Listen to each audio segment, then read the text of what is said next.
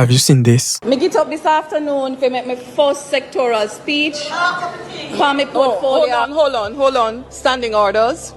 And I think you are fully aware. Let's talk about how language continues to function as political instrument of power. The intervention of Burchell's speech exposed the privileged status of English within Jamaican political institutions. Parliamentary rules requiring the exclusive use of English reflect the enduring influence of British colonial traditions, inherited from Westminster model. The controversy is highly symbolic because the Jamaican Parliament still preserves numerous colonial features such as ceremonial robes, the party mace symbolizing the British monarch, linguistic conventions privileging King's English, so her intervention challenged this institutional order. Furthermore, one of the most revealing moments of the controversy was her action describing Jamaican Patois as broken English. This expression reflects a deeply colonial conception of language hierarchy. According to interventionist theory, the idea that certain languages are complete while others are merely corrupted versions of them belongs to what Harris called the language myth. In other words, colonial linguists constructed European language as a superior standardized system while Creole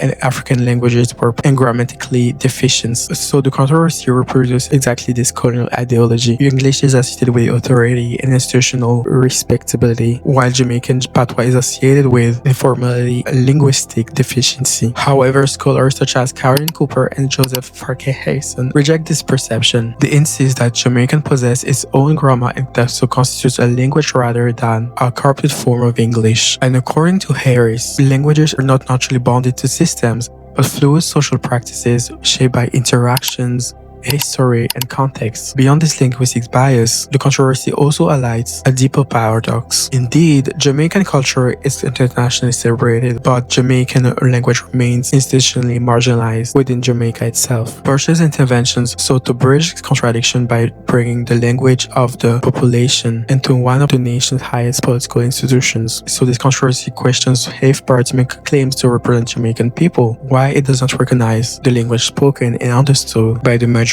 of the population. By determining which language can be spoken in Parliament, institutions also determine whose voices appear legitimate, which entities are recognized, what forms of expression are considered authoritative.